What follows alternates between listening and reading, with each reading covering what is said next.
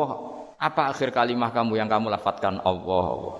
Jika di kitab-kitab diterangkan, ketika orang tua kamu mau mati sudah bilang Allah, jangan tanya catatan hutang di mana ya, tabungannya di mana ya. Terakhir jawab mandiri terus mati lah. Gak boleh ditanya lagi. Sekali ditanya nanti akhir kalimatnya mandiri. Nah, itu gak boleh. Jadi sekali sudah bilang Allah jangan ditanya lagi. Pak, tabungannya di bank mana? Gak boleh. Bahayanya sekali jawab mandiri terus mati berarti akhir kalimatnya itu ya mandiri. Makanya harus akhir.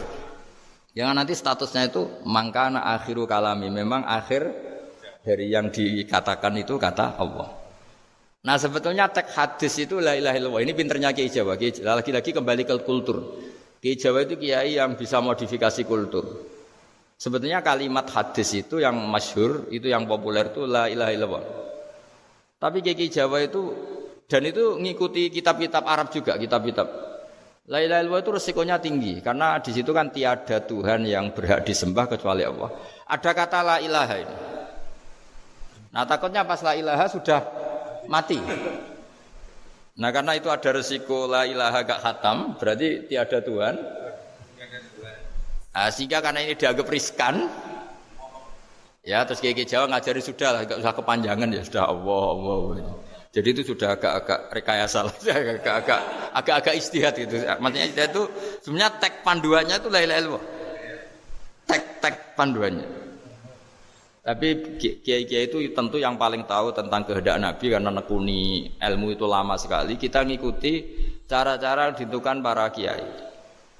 Karena tadi la ilaha illallah itu kan ada kalimat yang tadi ya, tiada Tuhan kan. Nah, kata tiada Tuhan ini yang dianggap riskan kalau enggak khatam. Daripada potensi itu terus kiai-kiai ya agak-agak improvisasi lah, itu memang ya sudahlah Allah. Nah, supaya itu menjadi akhir kalimat, ya saya ulang lagi menjadi apa?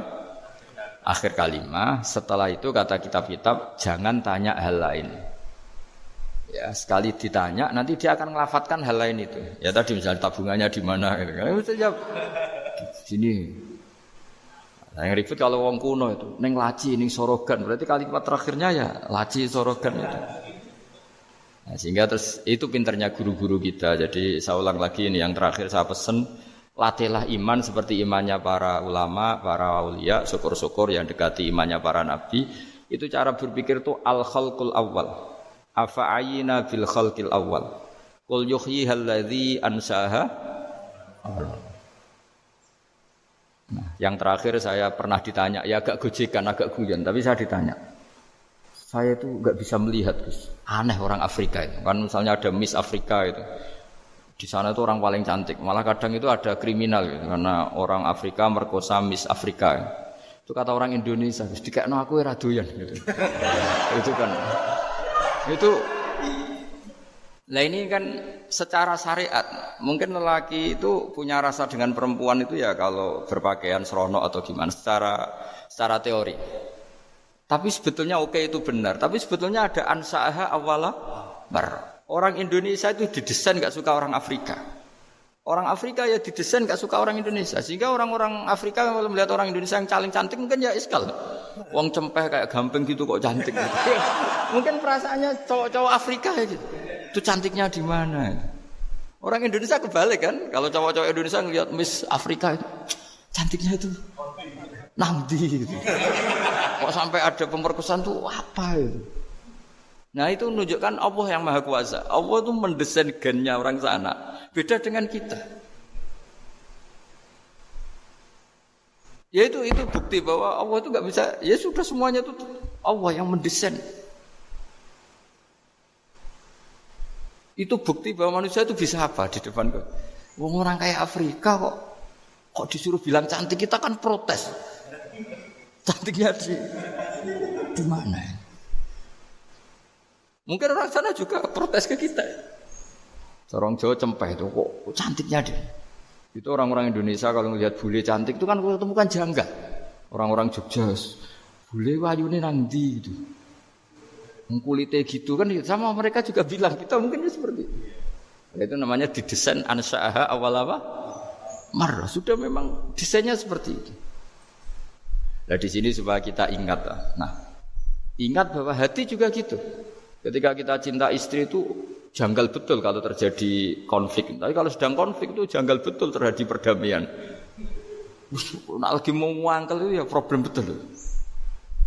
Nah ini di sini pentingnya iman. Orang terus disuruh berdoa ya muqallibal qulub tsabbit qalbi ala dini, karena kita tidak tahu cara berpikir.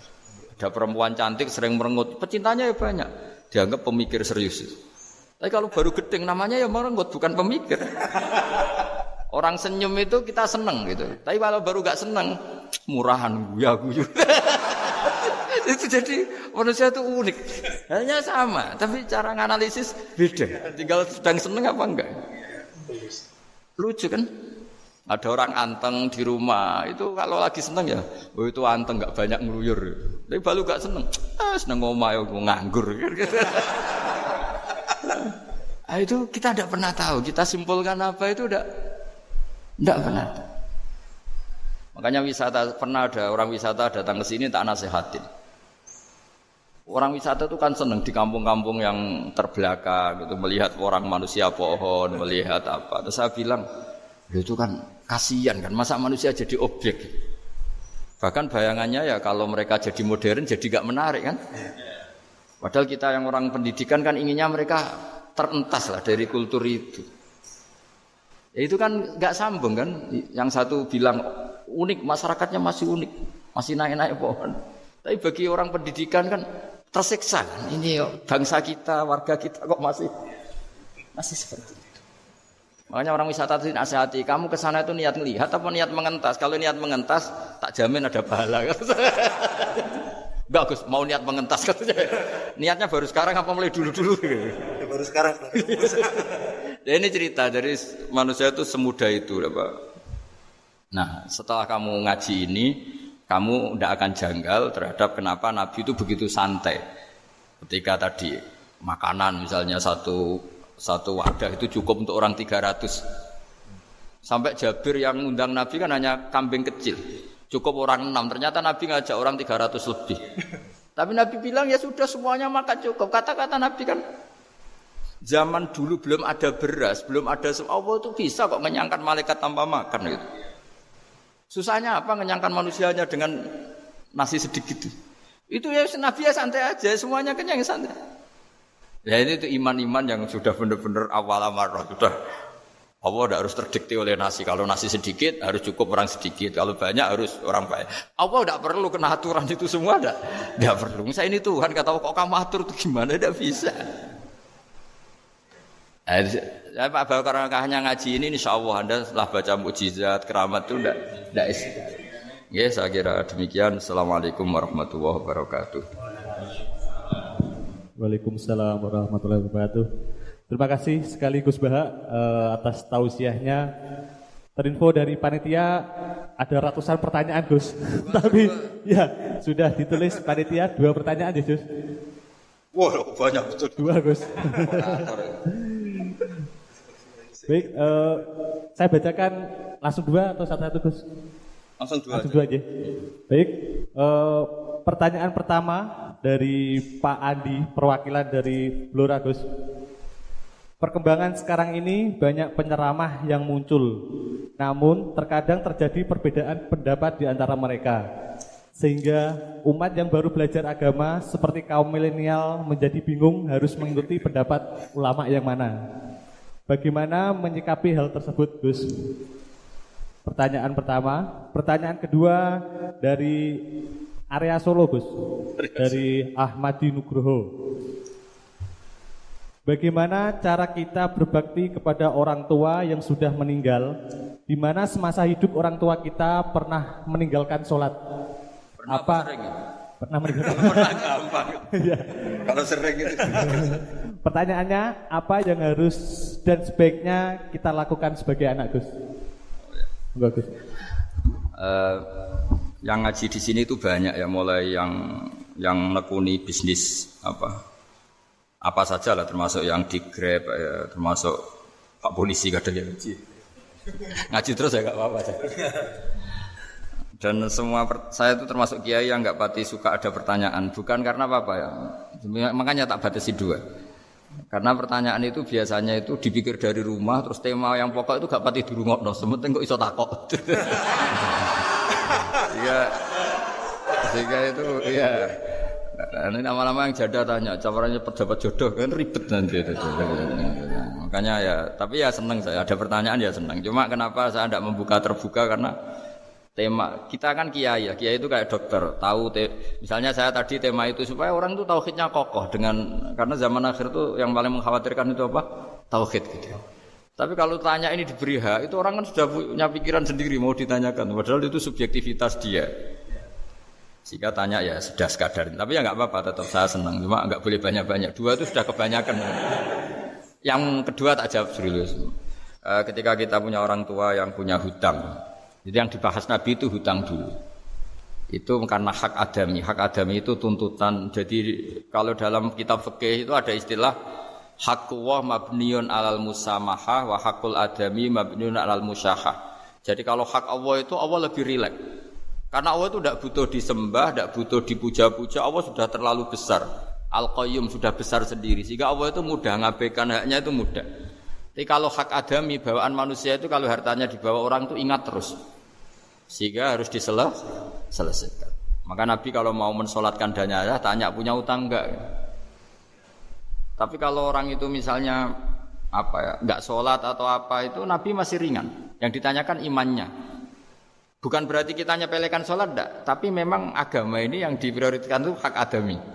Sholat itu super penting, bukan penting lagi super penting. Makanya pertanyaan tadi tak teruskan dulu, anak cucunya itu prioritas itu mikir utang dulu. Karena ini yang hak adami gitu. Ya.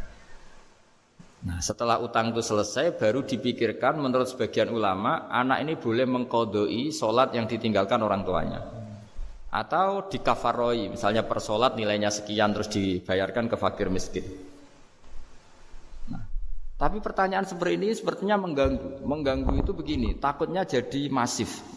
Jadi masif itu gini, berhubung ada solusinya. Ini yang tanya orang mana tadi itu? Solo, ini orang Solo ini harus dikasih tahu. Berhubung ada solusinya, jangan-jangan kita yang kaya.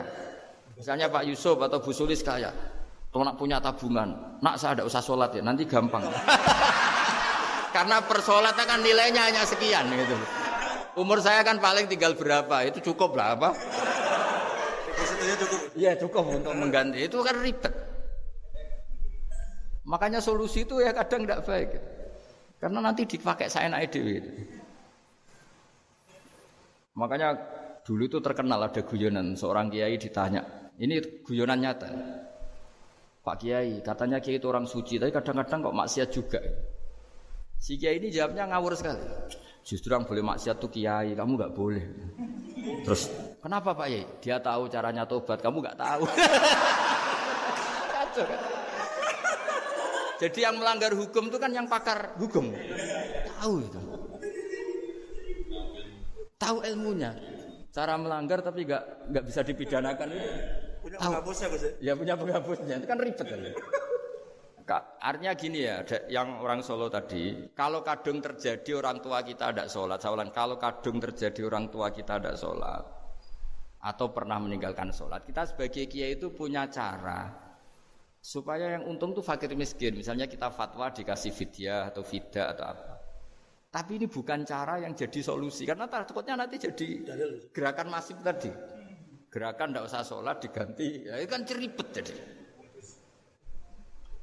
Tapi kalau sampai ingin berbuat baik sama orang tua yang nggak pernah sholat, saran saya satu hak adaminya selesaikan dulu. Karena memang dalam syariat Islam nomor satu itu hak masyhur itu kan ketika ada jenazah Nabi itu enggak tanya orang itu sholat enggak, dan tanyakan punya utang enggak gitu. Sehingga kalau di kampung-kampung di mana-mana kalau ngelepas jenazah kan kalau ada hak adami diambil alih keluarga supaya mayit ini ketemu Allah tanpa ada hak adami kan gitu semuanya kan ya kan yang diselesaikan kan adami dulu, utang piutang itu tadi. Ya gitu ya, jadi enggak semua solusi itu baik karena takutnya tadi apa? Jadi gerakan tadi. Makanya kita jadi kiai sering bingung gitu karena mau enggak fatwa itu ada yang tanya, mau fatwa takutnya tadi. Misalnya kita kan paling umurnya tinggal berapa, dihitung saja per sholat terus bilang ke anaknya, nak saya tidak usah sholat, nanti ini aja bayarkan jadi ribet.